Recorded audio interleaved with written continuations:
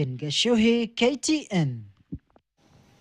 Kupanda kwa bei za mafuta huenda ukawalimbikizia wazazi mzigo mpya wa kifedha, huku shule zikabiliwa na ongezeko la gharama za uendeshaji, kuanzia usafiri na mahitaji ya chakula hadi shughuli za kila siku shuleni. Taasisi za elimu zinaendelea kuhisi shinikizo la bei hizo zinapopanda kwa kasi. Baadhi ya shule tayari zimeanza kuomba wazazi malipo ya ziada, huku wadau katika sekta ya elimu wakionya kwamba iwapo hali hiyo itaendelea kuwa mbaya hata zaidi, bajeti shuleni zinaweza kurekebishwa na wazazi kulazimika kubeba mzigo mkubwa zaidi. Ann Musungu na maelezo zaidi. Wazazi huenda wakalazimika kubeba mzigo mkubwa zaidi kutokana na athari za kupanda kwa bei ya mafuta, huku shule zikijitahidi kukabiliana na ongezeko la gharama za uendeshaji. Huku hali ya uchumi nchini ikiendelea kuzorota, taasisi za elimu zinaendelea kuhisi shinikizo kubwa. Baadhi ya shule tayari zimewaarifu wazazi kuhusu nyongeza ya ada ya usafiri ili kuziba pengo la kifedha lililosababishwa na kupanda kwa bei ya mafuta. Shule huendeshwa kwa mfumo unaofanana na nyumba za kawaida, ingawa kwa kiwango kikubwa zaidi na kwa mpangilio maalum.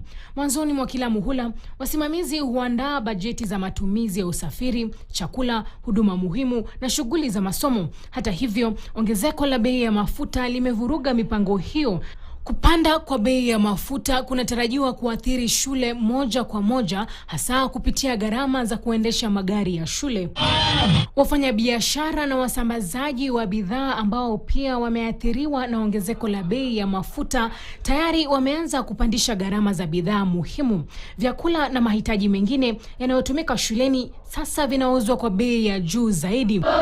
Kulingana na wakuu wa shule za sekondari, bodi za usimamizi huenda zikaitisha vikao vya dharura kutafuta njia za kuwashirikisha wazazi katika kugharamia ongezeko la matumizi linalotokana na kupanda kwa bei ya mafuta. Wanaonya kuwa iwapo hali ya uchumi itaendelea kuwa mbaya zaidi, shule zinaweza kulazimika kurekebisha bajeti zao, kupanga upya matumizi ili ziendelee kufanya kazi kawaida. Ann Musungu, KTN, Nairobi.